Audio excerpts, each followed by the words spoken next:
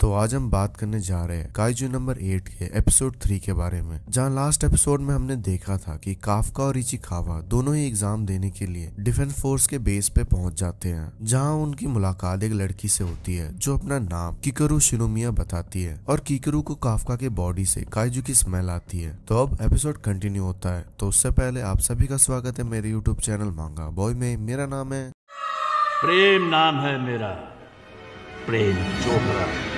Episode की शुरुआत में इचिकावा किकरू को समझाता है कि हम दोनों डिस्पोजल यूनिट में काम करते हैं, इसीलिए काफका की बॉडी से काइजू की स्मेल आ रही है। जहाँ किकरू कहती है कि दो डिस्पोजल यूनिट के बंदे यहाँ आखिर कर क्या रहे हैं। इतने में ही वो नोटिस करती है कि काफका अपने गाड़ी को उठाकर सही जगह पे रख रहा है, जहाँ उसको यकीन ही नहीं होता और वो सोचती है क्या इसके पास भी इसका पर्सनल सूट है। जिसके बाद काफका कहता है कि मेरा नाम काफका है और तुम मेरा नाम याद रखना बच्ची। जहाँ इसके बाद किकरू कहती है कि मैं ये टेस्ट तो ऐसे ही देने आई थी, अब लगता है इसमें मजा आने वाला है, तो अपने आप को तैयार रखना, मैं तुम्हें मजा चखाने वाली हूँ। इसके बाद किकरू बेस के अंदर चली जाती है। फिर हम इचिकावा को देखते हैं जो काफी गुस्से में काफका से कहता है कि तुमने कुछ ज्यादा ही जल्दी अपनी पावर का यूज नहीं कर लिया। जहाँ काफका कहता है कि मैंने उसी पार्ट को ट्रांसफॉर्म किया था जिस पार्ट को वो देख नहीं सकती थी, क्या ये कूल नहीं है। जहाँ इचिकावा कहता है कि अगर तुमने अब की बार ऐसा कुछ किया तो मैं तुम्हें वापस घर भेज दूंगा। इसके बाद काफका और इचिकावा दोनों ही अंदर बेस में जाने लगते हैं। जहाँ काफका कहता है कि ये मेरा आखिरी चांस है उसके साथ खड़े होने का और मैं इसे ऐसे ही वेस्ट नहीं कर सकता और इस बार मैं हार नहीं मानूंगा। इसके बाद काफका फिजिकल टेस्ट देते हुए दिखता है, जहां हमें एक फ्लैशबैक दिखाया जाता है, जहां हमें काफका बताता है कि ये टेस्ट दो पार्ट में डिवाइडेड है, फिजिकल टेस्ट और एप्टीट्यूड टेस्ट में। जहां इचिकावा कहता है कि हाँ, दिक्कत तो ये है कि हम एप्टीट्यूड टेस्ट के लिए कोई भी प्रिपरेशन नहीं कर सकते हैं। जिसके बाद काफका कहता है तो इसका मतलब हमें फिटनेस टेस्ट में जितना हो सके उतना स्कोर करना होगा। इसके बाद हम काफका को देखते हैं जिसको फिटनेस टेस्ट देने के लिए काफी ज्यादा दिक्कत हो रहा था।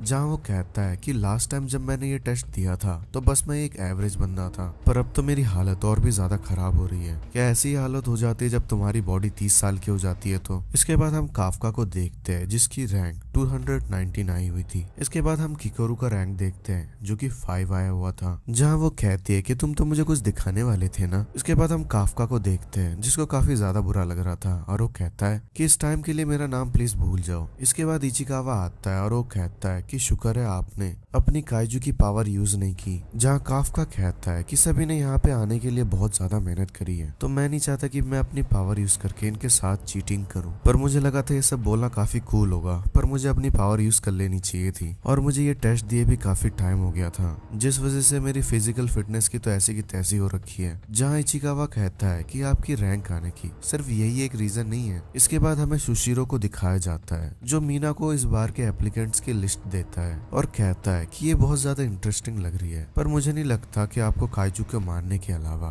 किसी और बात पे इंटरेस्ट भी होगा। जहाँ मीना काफका की फोटो देखकर कहती है कि नहीं, मैं सुनना चाहती हूँ। जहाँ सुशीरो एकदम शॉक होकर कहता है कि इस बार काफी कमाल के कैंडिडेट्स आए हैं और वो सारे कैंडिडेट्स के बारे में एक एक करके बताने लग जाता है। और यहाँ इचिकावा काफका से कहता है कि ये पहला पर्सन है जिसका नाम इजुमा है, जिसने टोक्यो न्यूट्रलाइजेशन यूनिवर्सिटी में टॉप किया है और इसका रैंक फिटनेस टेस्ट में सेकंड आया है। और इसके बाद है उरुहाशी जो कि पावर से एकदम भरा हुआ है और इसका फिटनेस रैंक थर्ड आया है। और इसके बाद आता है कागुरागी जो कि जापान के ग्राउंड डिफेंस का राइजिंग स्टार है और ये डिफेंस फोर्स में आने के लिए जापान के फोर्स का भी ऑफर ठुकरा दिया है और इसकी फिटनेस टेस्ट रैंक 1 आया है। और सिर्फ यही नहीं, यहाँ पे और भी लोग हैं जो कि काफी ज्यादा एक्स्ट्रा ऑर्डिनरी है। वैसे तो इन सभी को एक इलाइट ऑफिसर बनने की कोशिश करनी चाहिए, पर ये सभी लोग यहाँ पर फील्ड एजेंट बनने आए हैं। जहाँ काफका कहता है कि तभी ये लोग इतने अच्छे लग रहे हैं। इसके बाद इचिकावा कहता है कि अब बात करते हैं किकरू की, जिस पर सभी की नजर है। ये कैलिफोर्निया न्यूट्रलाइजेशन यूनिट से 16 साल की उम्र में ही ग्रेजुएट हो गई थी, जिस वजह से ये सबसे यंगेस्ट ग्रेजुएट बनी और सभी लोग इसे ग्रेटेस्ट टैलेंट कहते हैं जो अभी तक कहीं पैदा ही नहीं हुई। और हम यहाँ देखते हैं कि सभी लोग किकरू से कंपटीशन करने के लिए एकदम रेडी होते हैं। इसके बाद किकरू आके काफका से कहती है कि आखिर तुम्हें पता लग ही गया कि मैं कितना ज्यादा औसम हूँ।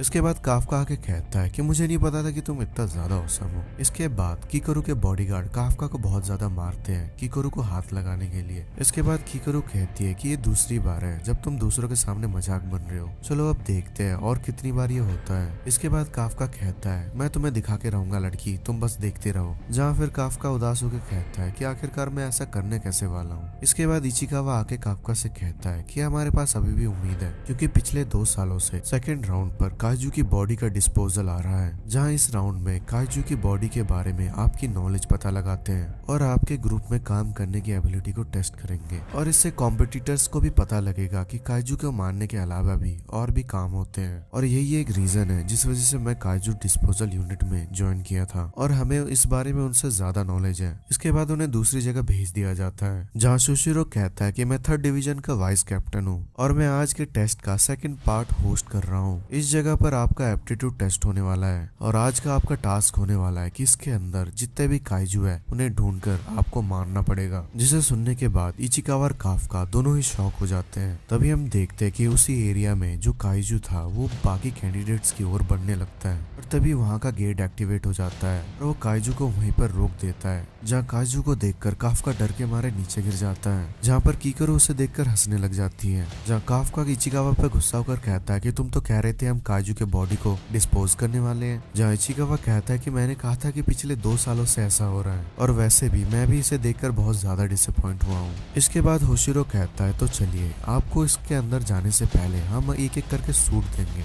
इसके बाद हम इचिकावा को देखते हैं जो अपना सूट पहन लेता है और वो सूट इचिकावा के बॉडी के अकॉर्डिंग अपने आप को एडजस्ट कर लेता है। जहाँ इचिकावा कहता है कि ये सूट मेरे बॉडी में ऐसा लग रहा है कि मिक्स होते जा रहा है और मुझे फील हो रहा है कि मेरे मसल एकदम स्ट्रॉन्ग हो गए हैं। जहाँ शोशिरो कहता है कि ये defence force kaiju combat suit है और ये काइजू के ऑर्गेनिक बॉडी से बना है, जो कि पहनने वाले की पावर को बहुत ज्यादा बढ़ा देता है। और इस टाइम हमारे पास काइजू से लड़ने के लिए इससे अच्छा और कोई वेपन नहीं है। और यहाँ 3rd डिवीजन ऑपरेटर कोनोमी कहती है कि जिन लोगों ने अब ये कॉम्बैक्ट सूट पहन लिया है अब मैं उनकी कॉम्बैक्ट पावर मेजर करने जा रही हूँ। इचिकावा सूट के 8% पावर को यूज कर पा रहा है, इजुमो 18% और आओई 15%, फुरुहाशी 14%। जिसे सुनने के बाद फुरुहाशी थोड़ा सा डिसअपॉइंट हो जाता है। जहाँ सुशिरो कहता है कि आप सिर्फ अपनी सूट की इतनी पावर खींच पा रहे हो और अगर आप ट्रेनिंग भी करोगे तो ज्यादा से ज्यादा आप 20% पावर को खींच पाओगे। इसके बाद कोनोमी कहते हैं कि हम बहुत ज्यादा लकी है कि हमारे पास इस बार के कैंडिडेट ऐसे आए हैं जो 10% से भी ज्यादा अपने सूट के पावर को खींच पा रहे हैं। पर रुको, ये क्या, किकरू शिनोमिया अपनी सूट की 46% पावर अनलीश कर पा रही है और यहाँ पे सभी लोग ये सुन के काफी ज्यादा हैरान हो जाते हैं। तब सोशिरो सोचता है कि ये तो अभी ही एक प्लेटून लीडर के बराबर आ गई है। तब कोनोमी कहती है ये तो हिस्ट्री का सबसे ग्रेटेस्ट टैलेंट है। तभी हम इचिकावा को देखते हैं जो अपने 8% पावर से काफी ज्यादा उदास था। जहाँ सोशिरो इचिकावा से कहता है कि इचिकावा इस तरह उदास होने की कोई जरूरत नहीं,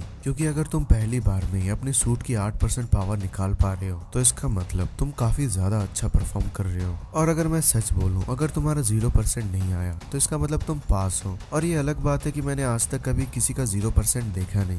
तब कोनोमी कहती है कि काफका अपने सूट की 0% पावर को अनलीश कर पा रहा है। सभी लोग ये सुन के काफी ज्यादा शॉक हो जाते हैं। तब सोशिरो हंसते हुए कहता है आखिरकार इसके साथ ऐसा क्या गलत हो गया, मैंने तो ऐसा पहली बार ही देखा है। तब काफका कहता है कि मुझे थोड़ा टाइम दीजिए, मैं भी इसमें से पावर को निकालने की कोशिश करता हूँ। तब सोशिरो हंसते हुए कहता है क्या तुम मजाक कर रहे हो, ऐसा लग रहा है कि तुम हगने बैठे हो। ये तो सच में कमाल का बंदा है, मुझे तो ये देखने में काफी ज्यादा मजा आ रहा है, पर मुझे नहीं लगता ये पास होने वाला है। तब काफका कहता है आखिर ये मेरे साथ क्यों हो रहा है, पक्का इस सूट की पावर को अनलीश करने का कोई ना कोई एक ट्रिक होगा और मुझे ये एग्जाम पूरा होने से पहले ये ट्रिक को ढूंढना पड़ेगा। तब किकुरू सोचती है कि अब तुम मुझे गुस्सा दिला रहे हो, जल्दी से मुझे वो पावर दिखाओ जो कि तुमने पार्किंग एरिया में दिखाया था, क्योंकि बहुत जल्द एग्जाम खत्म होने वाला है। और तभी शोशिरो वहाँ पे आ जाता है और कहता है तो चलिए, जब आप सभी ने अपने सूट पहन लिए तो चलिए लास्ट राउंड शुरू करते हैं। तब वो उन सभी को उस जगह ले जाता है जहाँ उसने उन सभी काजूस को बंद कर रखा था, जहाँ पर वो कहता है कि आप सभी का टारगेट एक होजू और 36 योजू है, जो कि यहाँ पर अलग अलग जगह बिखरे हुए हैं और इन काजूस ने 16 लोगों को मार डाला था। तभी हमने इनको कैप्चर कर लिया ताकि हम इन्हें ट्रेनिंग के लिए यूज कर पाए।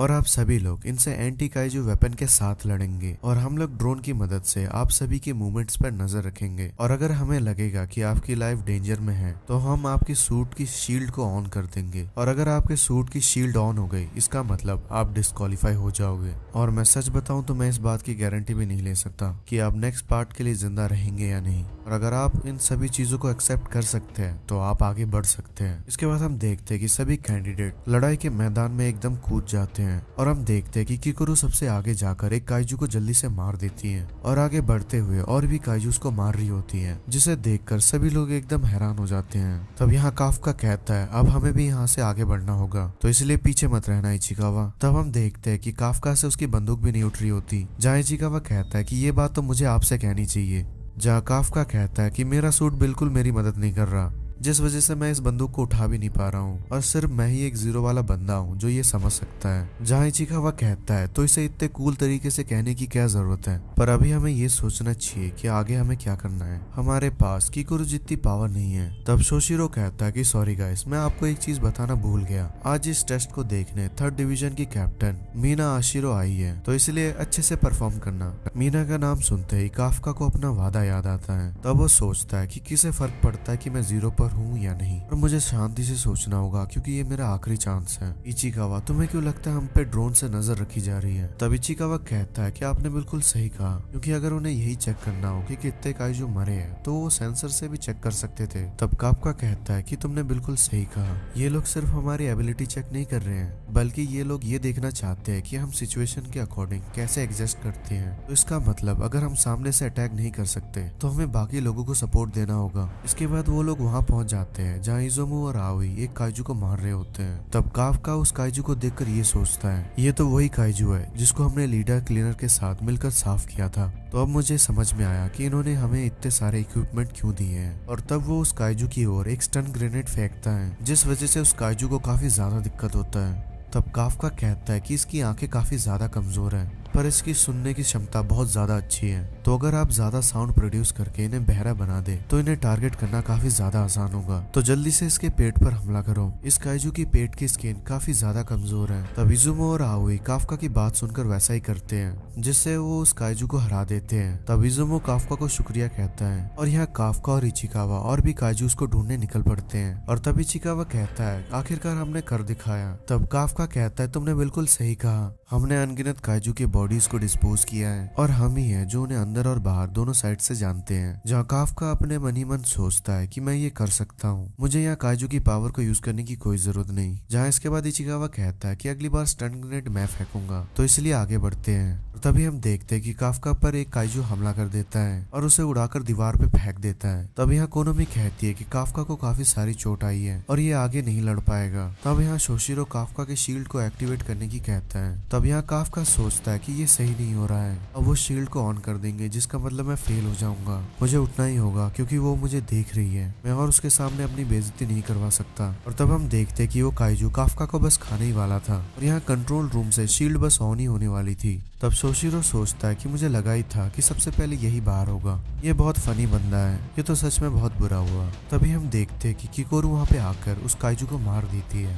तो काफका से आकर कहती है कि ये तीसरी बार हो गया और जब तक मैं बैटल फील्ड पे हूँ कोई भी क्विट नहीं कर सकता। तब काफका कहता है आखिरकार तुमने मुझे बचा ही लिया। तब किकोरू कहती है अब मैं बाकियों को हराने जा रही हूँ और तब तक तुम यहीं पर लूजर की तरह बैठे रहो। और तब किकोरू और भी काइजूस को मारते हुए आगे बढ़ती रहती है। तब फुरुहाशी कहता है कि आखिरकार ये इतनी ज्यादा ताकतवर कैसे हैं, क्या इसके पास भी वही इक्विपमेंट है जो हमारे पास है। तब आओई सोचता है क्या कॉम्बैट पावर ज्यादा अनलिश करने से क्या इतना ज्यादा डिफरेंट पड़ जाता है। तब हम यहाँ काफका को देखते हैं जो उठने की कोशिश करता है पर वो उठ नहीं पा रहा होता। तब शोशिरो कहता है कि तुम्हारे वाइटल ऑर्गन सही से काम नहीं कर रहे हैं, जिसका मतलब तुम्हारे बॉडी के अंदर मल्टीपल फ्रैक्चर्स हुए हैं और शायद ऑर्गन भी डैमेज हो सकता है। तब काफका सोचता है क्या इसका मतलब मुझे हार मान लेनी चाहिए, पर मैं ऐसा नहीं कर सकता क्योंकि अभी भी मेरे पे एक चांस है। तब उसे याद आता है कि वो अपने सूट की पावर अनलिश ही नहीं कर पा रहा है और सोचता है क्या मैं उसके साथ खड़ा नहीं हो पाऊंगा और सिर्फ टैलेंट ही है जो पास हो सकता है। तब शिशोरू कहता है कि एग्जाम प्रॉक्टर होने के नाते